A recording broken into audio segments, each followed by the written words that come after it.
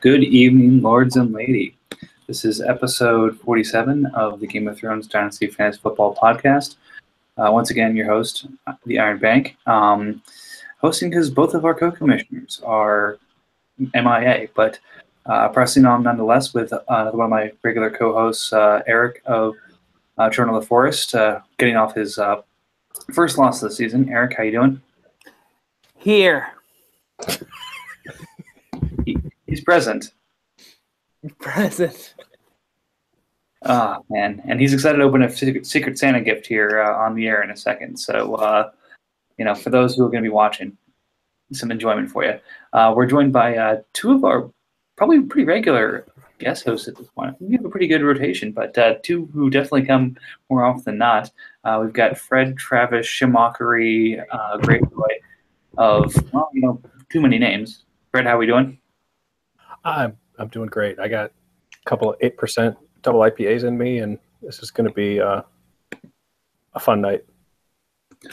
Absolutely. Well, between you getting there and Eric already being drunk, it's going to be a fun evening. Last but not least, we've got Ian, who seems to be being shy and hiding from his camera at the moment. So either he's doing something illicit or is ashamed of himself, even though the three of us have faces for radio. I am currently just buck naked. But no, I got something's out with my camera. Oh, there it is. It froze for a second, and then it came back on, and now it looks like it's frozen again. I don't know. It's Macs. You can't trust Macintoshes. That said, as I'm recording from a Mac, so I'm going to go ahead and chalk it up to user error. Yeah, probably.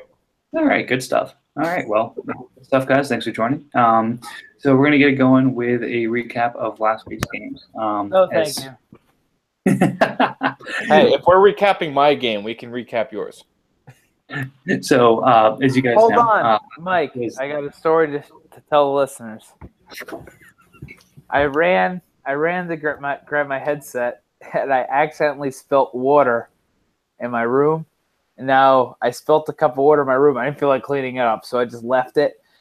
But my left foot, which has a sock on, is soaked with water. And I want to go change it, but I didn't want to be late, so I'm here. He's making a sacrifice for us. That is dedicated. Basically, with a wet foot. Foot in here. Well, again, speaking of, I can't stay away from that. Anyways, we've got the conference champions from Ice and Fire. And, Boo! Considering he's got wet feet, must be because the ice melted from beneath him. Children of the Forest, unfortunately, had his first loss this season to House Harding.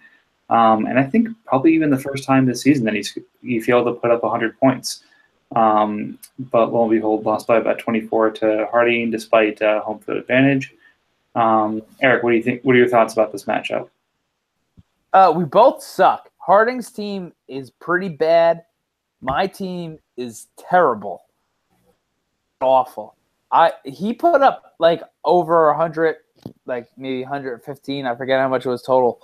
And he had Gurley that had 44. Meanwhile, my team shit the bed besides Crabtree, who did good. And I guess Hopkins did okay, but we both had Hopkins. Otherwise, our teams are terrible. So we both suck. The Ice Conference is supposed to be the best conference, and we both sucked, and he sucked a little bit less. So fuck my team. I'm selling everybody. Trade me, gentlemen's agreements, whatever. Fuck my team. Okay. Well, again, 14-0, and this team is terrible. So you heard it here first. For those looking for gentlemen's agreements, Children of the Forest is ready to deal, and House Harding moves on to the finals, going from Castamere to the title game. So pretty interesting stuff there. Fred, Ian, thoughts from you guys? Well, you guys matched, 3 or 4 players? That's an odd strategy, I guess. But yeah, Gurley seemed to be the killer. I know he killed me, but so did the rest of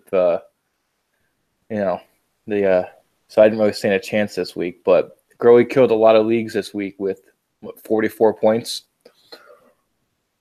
Yeah, I mean he killed a lot of people. 4 touchdowns, 180 yards on the ground. Like, definitely making me regret trading him in the couple places I had him, thinking, hey, I'm getting out before the price goes down. But shame on me. Yeah, I think that might be a move you look back on and say, what the fuck was I thinking? Well, I mean, in Marvel, I got Mariota for him, so, well, you're fine then.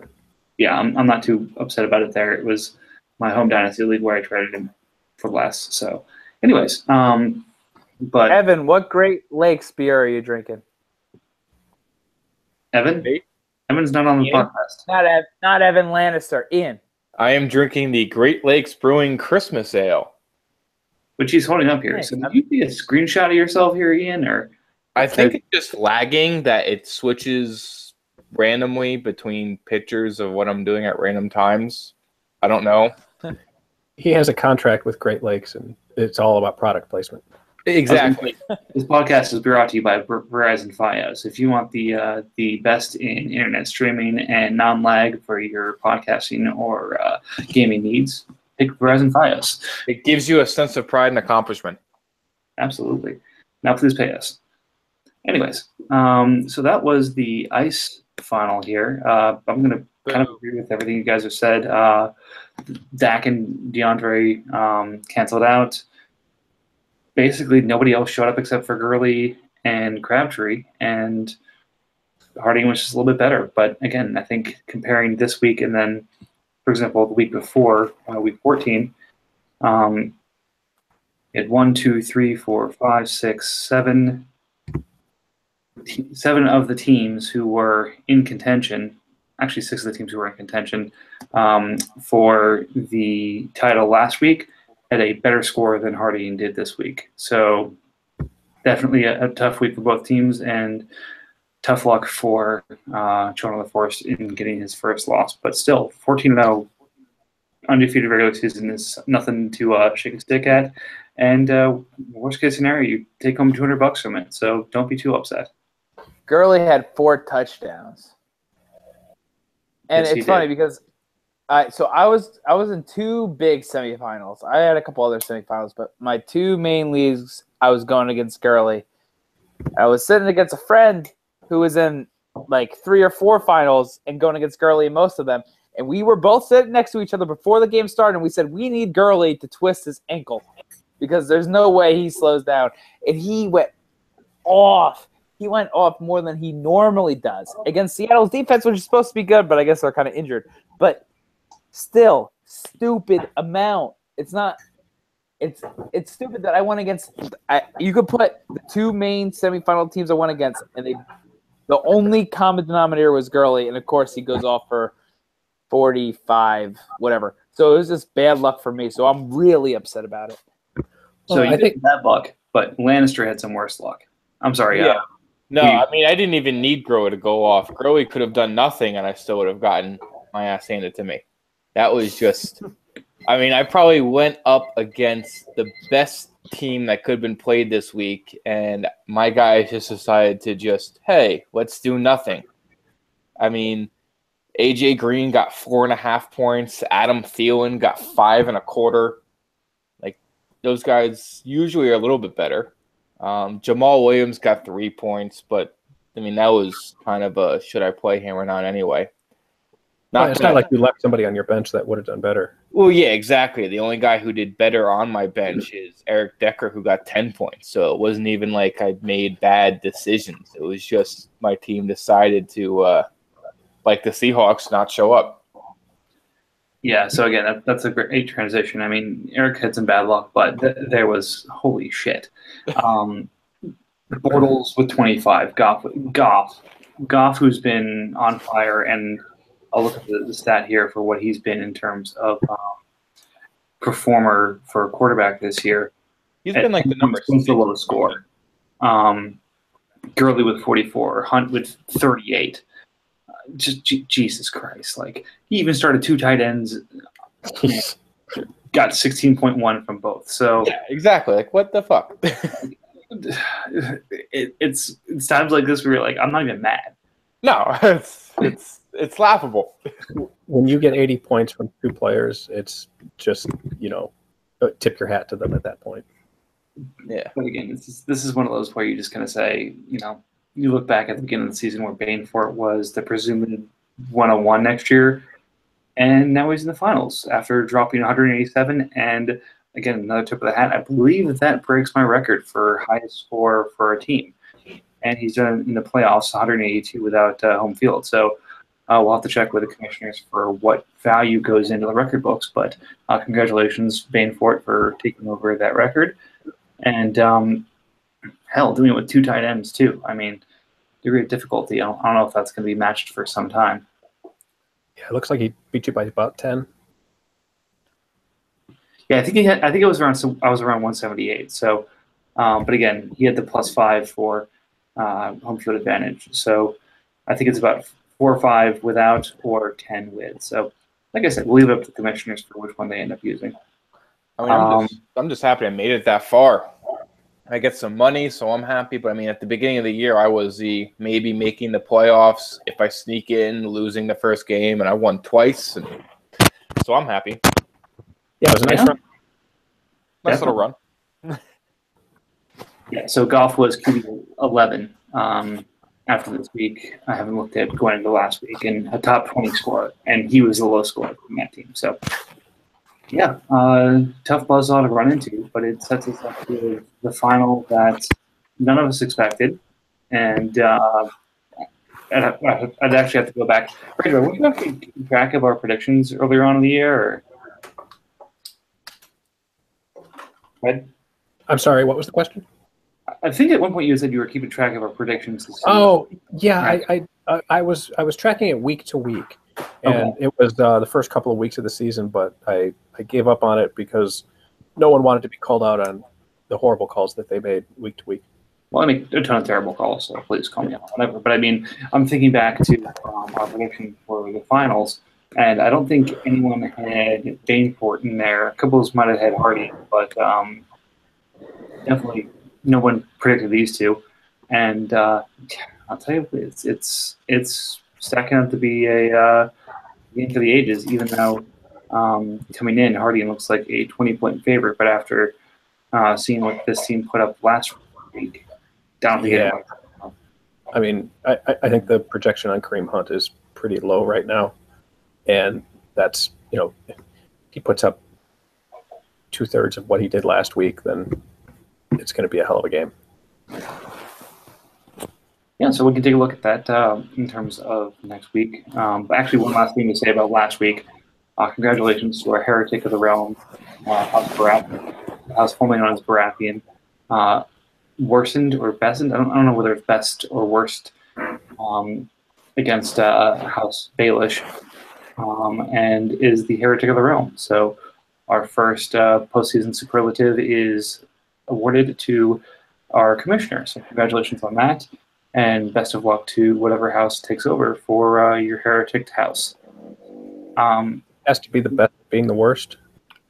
If this was golf, he'd be winning. Yeah, he would have gone probably 14. He would have gone 14-0. Someone should probably make sure he knows we're playing the right sport. That's going to be his next league, isn't it? Fucking golf league. Don't worry, he'll take credit for that too. Anyways, moving on to next week, we've got House Harding, who again I'm looking at the lineups they have posted right now. Boo. Is posting Dak, Russell Wilson, Todd Gurley, AJ Green, DeAndre Hopkins, Jarvis Landry, Marius Thomas, and Travis Kelce. Did that on purpose. Against Bortles, Goff, Fournette, who has the out sticker next to him, but we'll see what his status is later in the week. Gurley, Hunt, Jeffrey, Schuster, and Ertz. Not probably the players you expected to see on the title teams at the beginning of this, but definitely based off of performances, two powerhouses going up against each other, especially with a couple of the rookies that Bainfort has been thrust into the spotlight. Fred, do you have a favorite on this one, or do you think this one's pretty even? I think it's more even than the projections are giving it right now. Fournette's got a pretty low projection, even though he's got a decent matchup at home against the 49ers. I'm sorry, at the 49ers. So I mean, they've actually been playing pretty well lately.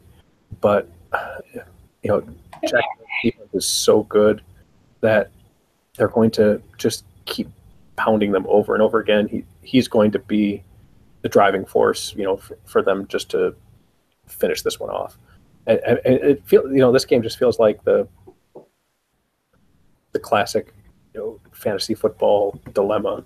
Do I load my team with running backs or do I load my team with receivers? We've got, one team that does one thing and the other team that does the other. And for God's sakes, Bortles and Goff in the finals. In July, people would have just laughed that off. Oh no, we're all losing our shit during the offseason where it was. I think Bainford had Davis, which he flipped to Kareem Hunt, which was huge for him last week.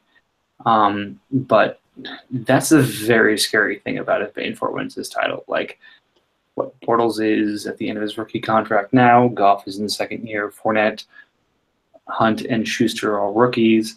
I don't think anyone except for Jeffrey is over the age of 28 of this starting lineup. So if this team is actually this good right now, dear God, what happens in a couple of years? So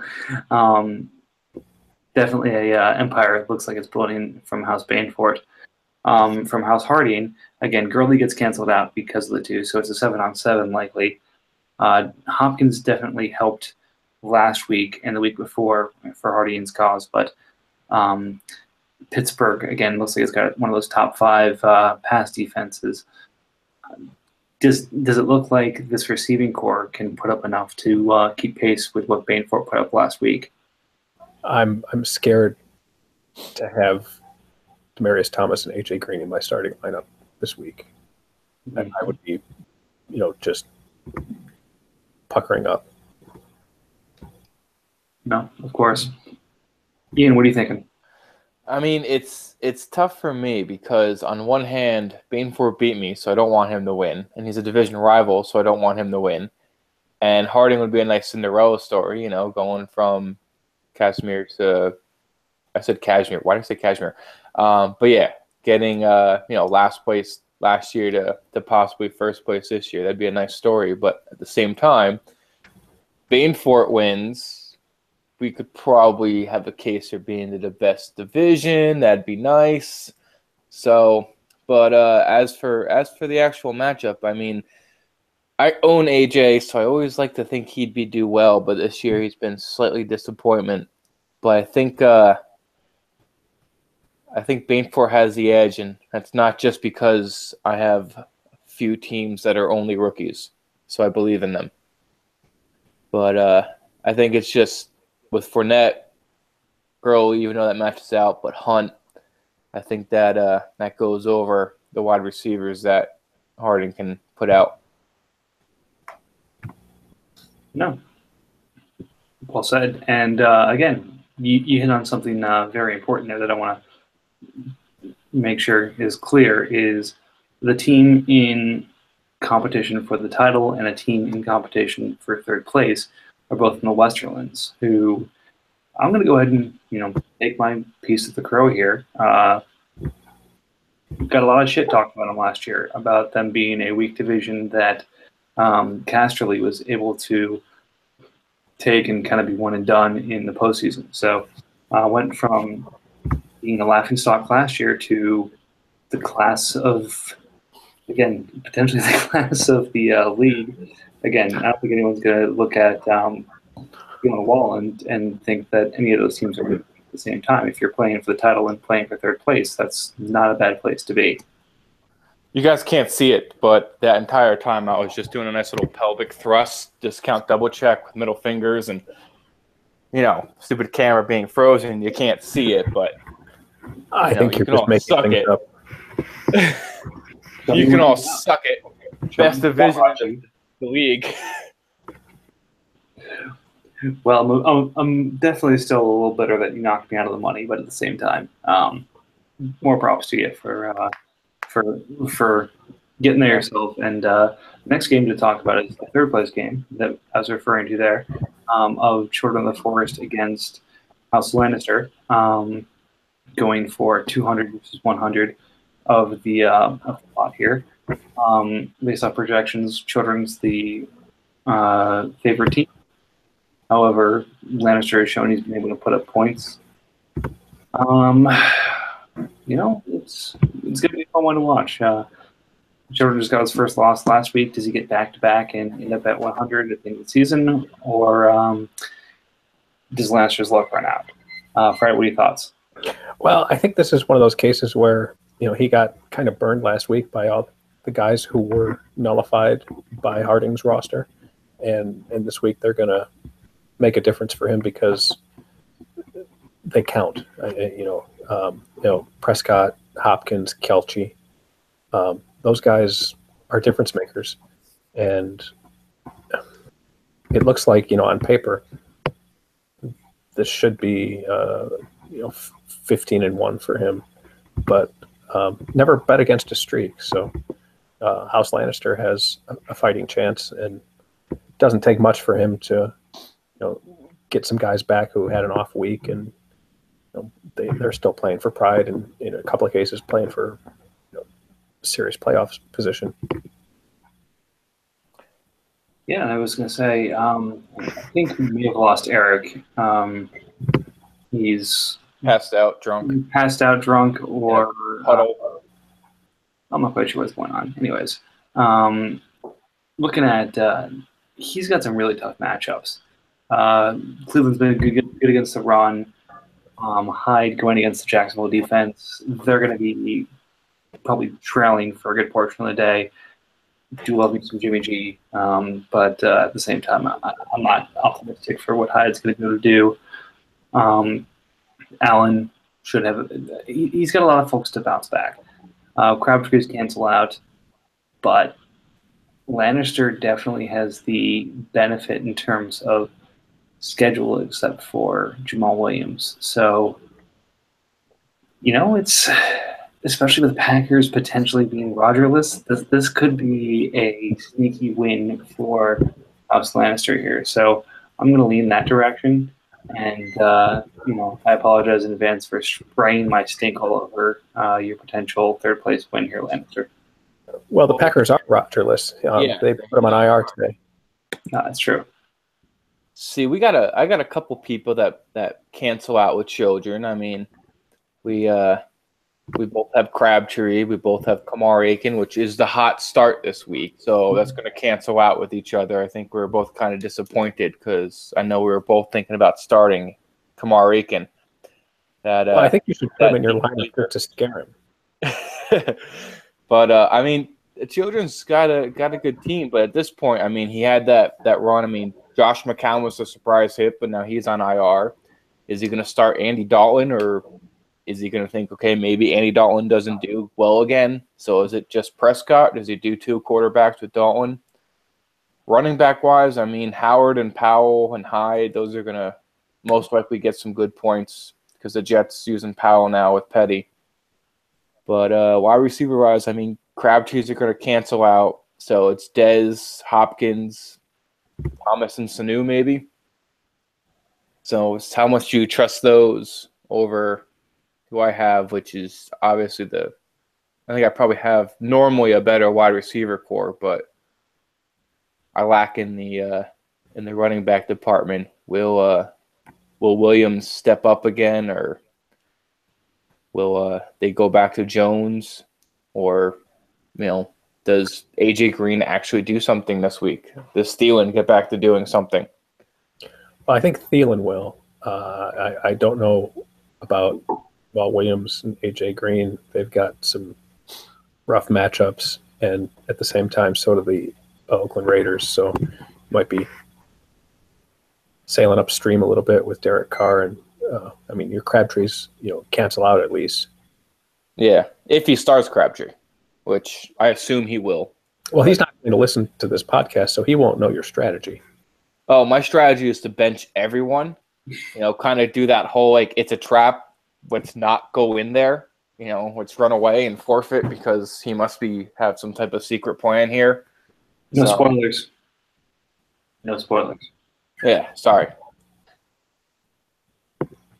But Yeah, so gotta keep it spoiler free, but at the same time, I guess the question for both teams is that second quarterback.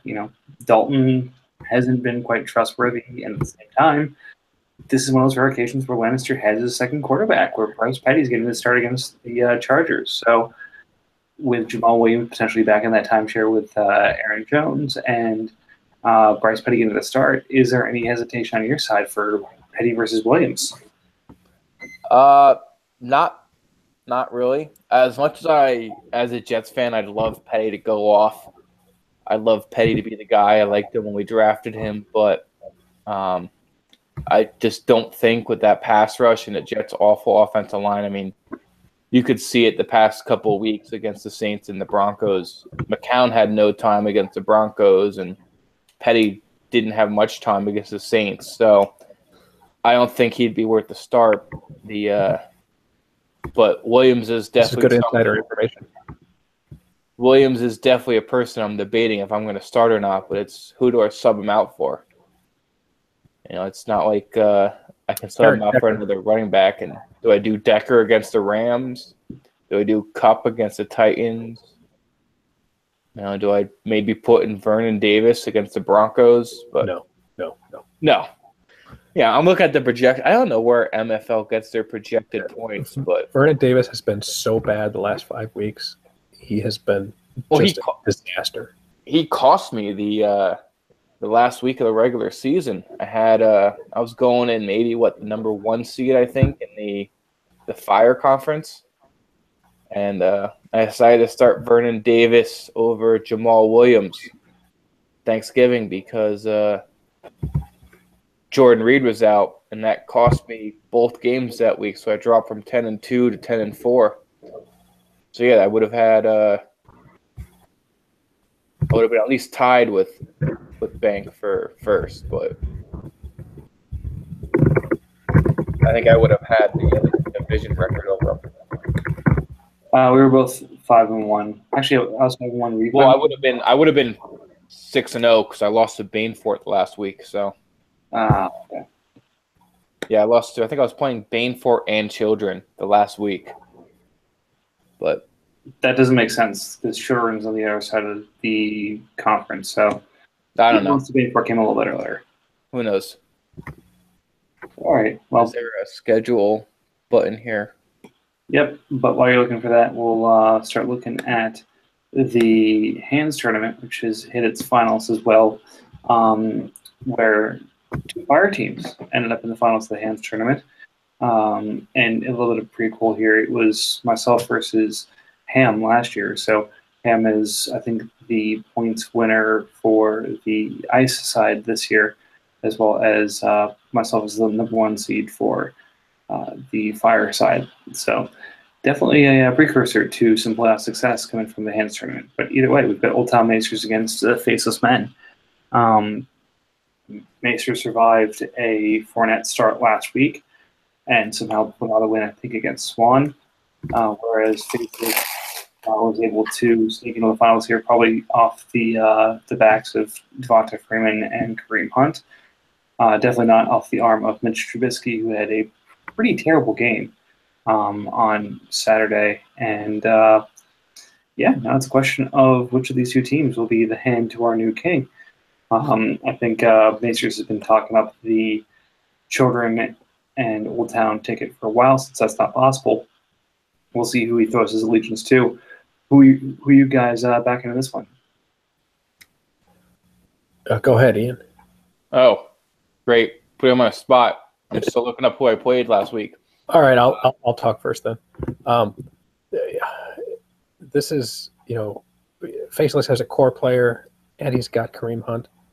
If they perform the way they have been, this was almost a laugher. Jameis Winston has sucked. Adams is out. Funchess is Funchess. Josh Gordon is still very inconsistent. I don't see how Maester's. I mean, I have to look at his whole roster here, but looking at the guys he has in his lineup right now, it's not pretty. Yeah, but Teddy's back. I mean, come on. How can you bet against Teddy Bridgewater? He's not going to play. I mean, he might play the second half after they have the game blown out. I mean, he's a better start than Kaepernick at this point, but Well, No, that's fair. And no, like you said, he's still kind of converting from that quarterback heavy to having the skill positions he needs. But been a good run for him. I think the real question is going to be, does Fournette get the start in San Francisco? If he does, he's likely going to put up a 20 spot and give him a chance in this one. Otherwise, I agree. Faceless with his skill positions, core player, and quarterbacks probably has the advantage. yeah, I don't see any. Really, I think the advantage here is Faceless with the wide receivers. And he's got Juju over. I don't really think Masters has anyone as a wide receiver position. So Hunt and Fournette, let's say they cancel each other out. I mean, Masters has Devontae Adams, but besides Marvin that, Jones. Marvin Jones, there you go. He's been doing well. Yeah, but that being said, if Huntley's getting the start, then he's kind of zoomed in on Devontae Adams, and he's done very well with Huntley. So, Yeah. But Adams is out. He's got a concussion. that's right. Since Thomas Davis went head hunting, so either way. So yeah, and Faceless actually has Juju on the bench for this one right now. So we'll see if he stays that way, or if he makes a switch for, say, Kenny Stills or P. Ryan or someone like that. So, so I guess the three of us all think Faceless has the advantage in this one. Yeah, I'd say he has the advantage. All right. Yeah, at this point, yes. All right. So that lines up our games this week. Any other thoughts about our first, third, or hand games?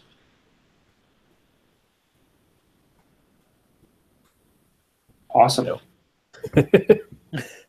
Well, I mean, the sad thing about this is these are our last three games of the season. After this, we go into the off season. Plus, live training will be reopened. Downside, we are in countdown of probably about 10 months until we see football again. So 10 months, probably more like 9 months. Math is probably not my strong suit at the moment. Anyway, but again, now we get to focus on the remainder of the regular season and the postseason. So what game, I would say, are you guys most excited to see this weekend as it pertains to the postseason? I know I kind of pulled that out of nowhere, so I'll go ahead and take the first shot at this. Yeah, let me know who's playing who this week. Exactly. So the game I'm really excited to see, and this is a little bit of a homer pick by me, is Jacksonville against San Francisco. Not as much from a playoff perspective, but San Francisco's gone 3-0 with Jimmy as a starter. And frankly, we're not going to do anything to get into the playoff picture. We've been eliminated for weeks. I think there's a really funny meme going around about 4 or 5 weeks ago of the 49 things that had to happen to get Cleveland and San Francisco into the playoffs.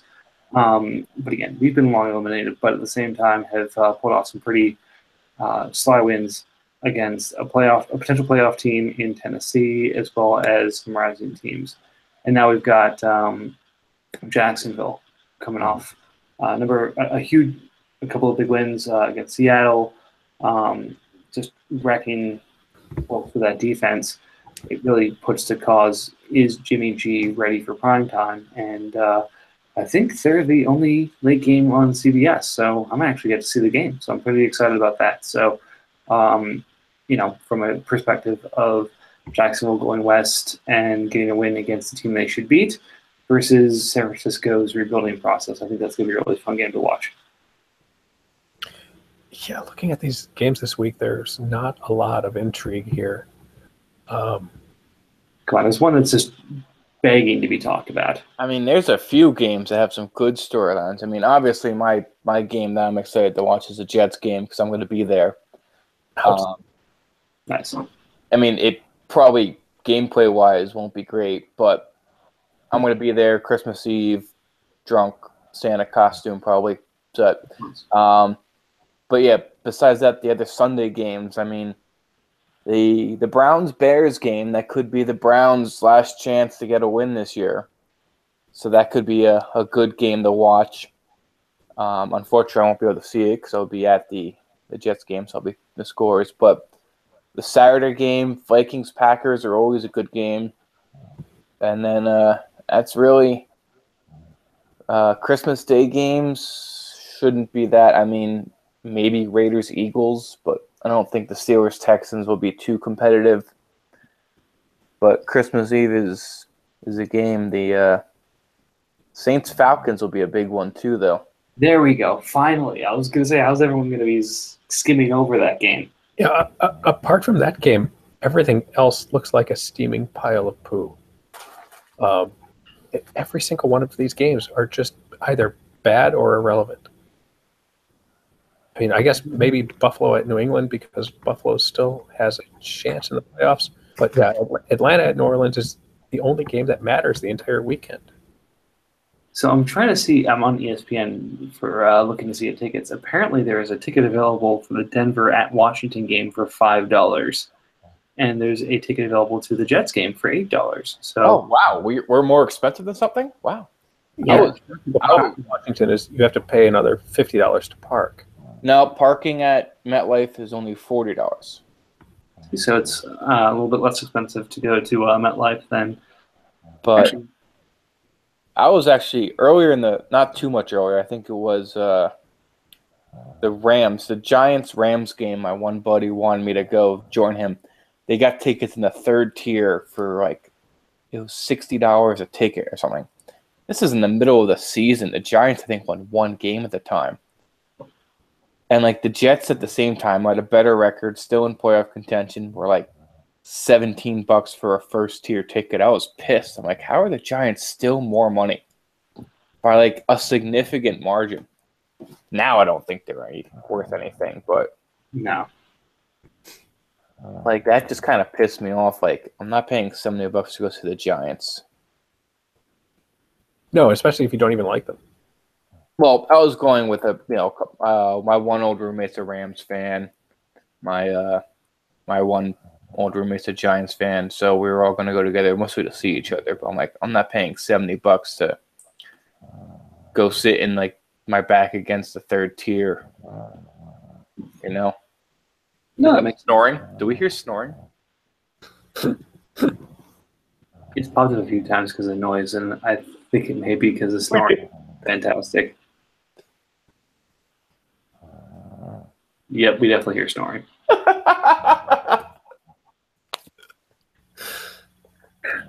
All right, now I'm officially pissed off because I wanted him to open his Secret Santa present on air. I'm sorry, Fred.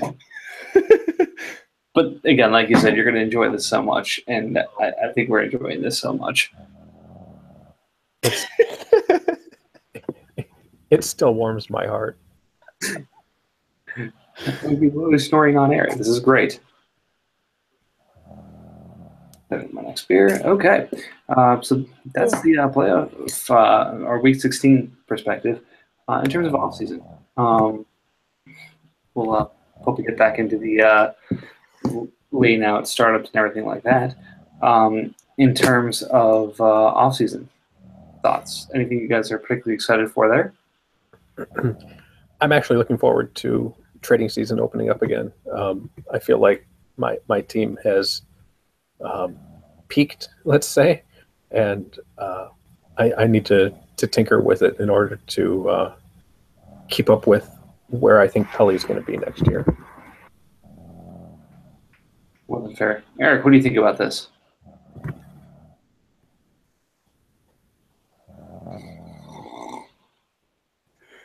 All right, acceptable answer. All right. I mean, I'd like to get some trading in, even though I don't do. I do one or two big trades a year, but not too much. But it'd be nice to tinker. I might be throwing some big names up on that trade block. All right. So while we were talking and listening to the wonderful, soothing snores, the Giants right now for their game against the Redskins New Year's Eve on Ticketmaster, section 301, row 11, $100 each. On StubHub, section 306, row 23, so it's basically cornering the end zone back against the wall, we got $30. So I don't know what Ticketmaster thinks they're doing, trying to rip people off. That's a $70 difference.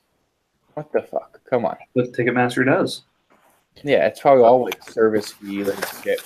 The Jets, section 325, row 17, so that's middle of the end zone, middle row, is only $8. So what the fuck? That's like $20 difference, and that's a better seat at the Jets game. Come on. Why the fuck do the Giants have this stupid Giants because they're Giants thing? They're the bigger train wreck this season. Come on. They're the new Cleveland. Mention Eli for a game. Come on. Oh, God. I think they're the second pick at this point, which is Yeah, why they're the number 2 pick, yeah. I'm kind of really excited in a masochistic sort of way to watch the Browns versus the Bears. I think I'm going to need a good amount of beer to be able to watch that, but at the same time, I think it'll be a fun game just because the Browns have tried to be bad, but the Bears have just done it because of the Bears, and John Fox is terrible at this point. So, well, usually two bad teams playing each other trying to be a good game. I remember Browns-Lions. I think it was Stafford's rookie year or something. The two worst teams in the league play each other. It was one of the best games of the week. But I think people be excited for Darnold to go to New York, just not the New York team they were expecting. And we'll jump into probably mock draft mode for this. I know Luce has posted at least 2 so far. One in November, and I think one a little bit later on. But I'm sure everyone's going to get some rookie fever. We're going to see some picks move all over the place, and most trading reopens in about a week. It should be for some really exciting times, especially with a number of teams with some older players looking to move them to rebuild at the same time. I think everyone's got a little bit of fever. I would just like to add that as a lifelong Lions fan,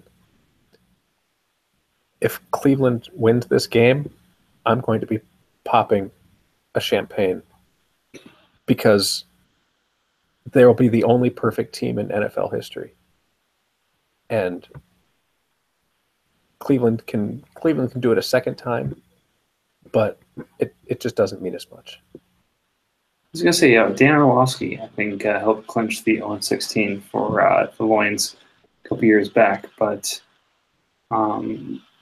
yeah, they're the only 0-16. I was trying to think if the Colts got there, but I don't think they did. The Colts won one game without Peyton Manning. The only team that hasn't won a game besides the Lions are the Buccaneers, but that was only 14-game seasons. That's correct. But I remember the Buccaneers lost like 26 in a row or something like that. Yeah, I think the Browns have a worse losing streak now, though. It's possible. But I remember the Lions. That was because one of my good friends, anyone in doubles, the Bash Bros, are both huge Lion fans.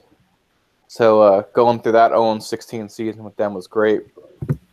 Of course, we did a little video for our morning show about Super Bowl predictions. I think it was the Steelers-Cardinals that year.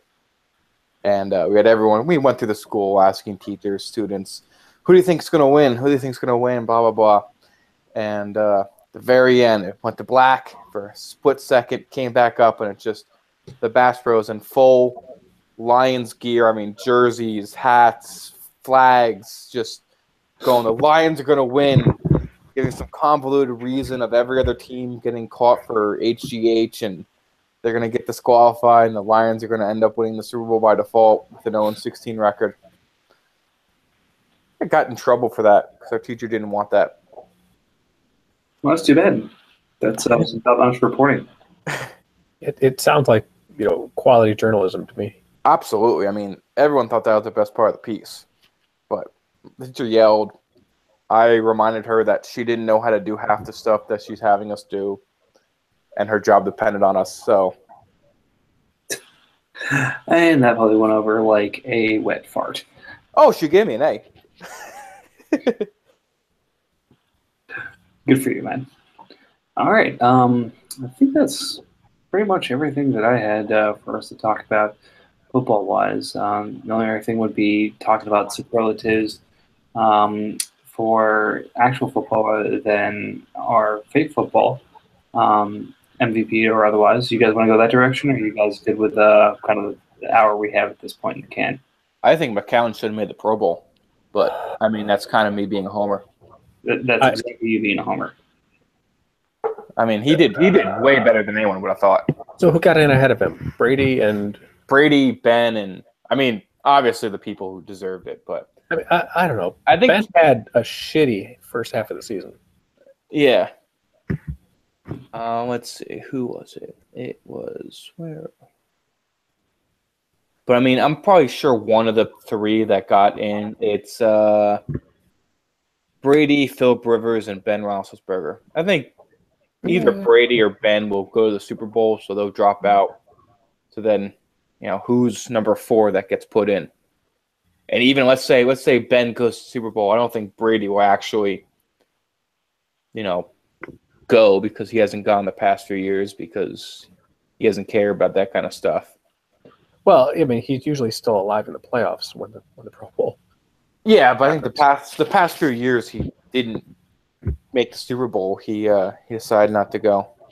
But Yeah, also was it fourth, I'd say, for the AFC. I think he'll be the one who steps in for either of the AFC guys who mess.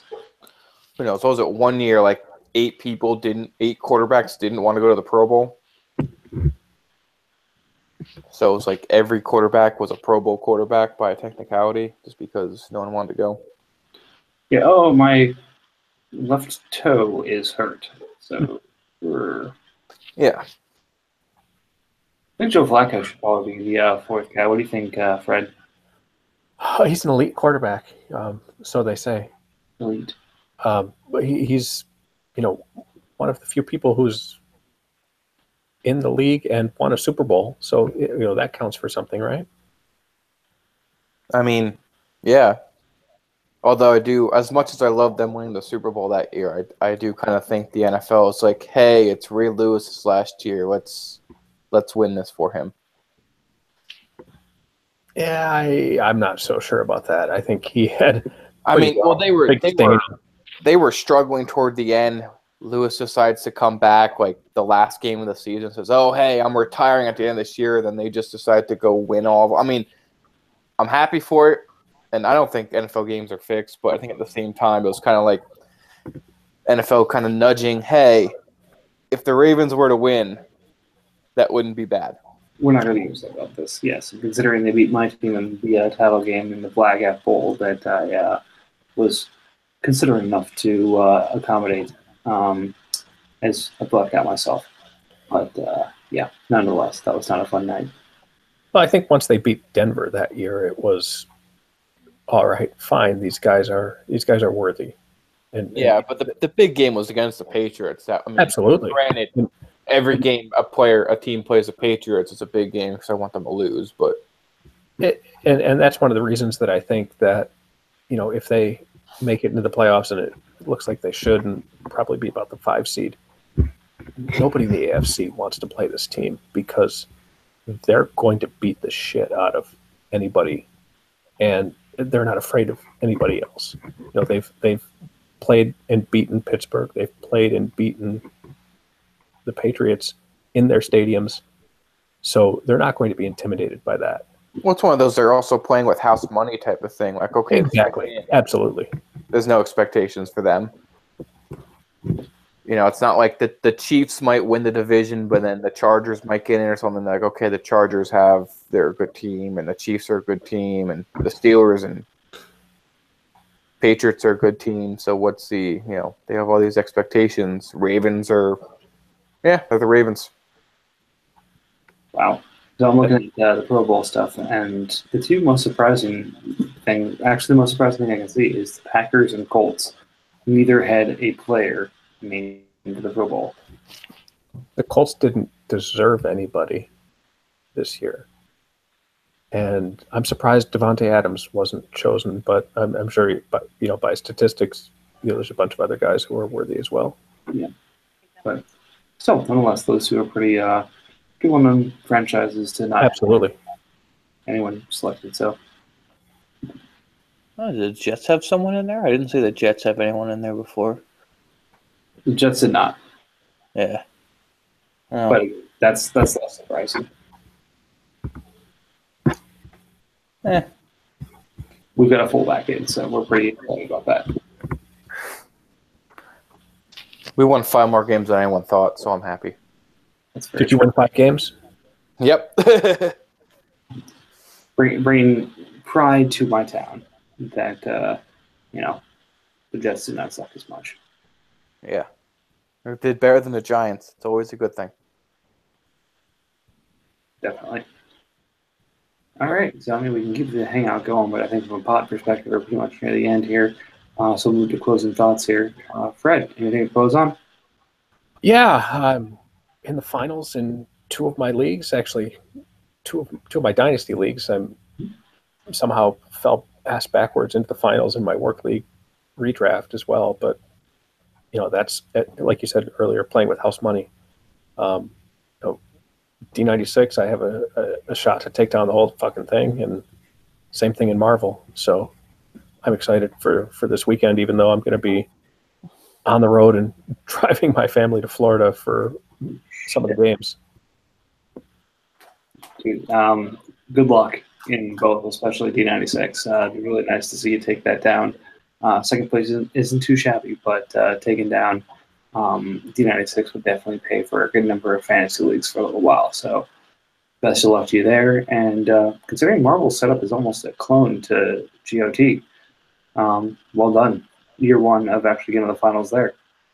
Yeah, I ended up doing a little bit better than I did in first year of GOT. I made 3rd place here last year, and I'm playing for the championship in that league. I don't know if I can keep it up. I don't have a ton of depth, but and for that matter, I've already traded away all of my draft picks for next year, which I tend to do.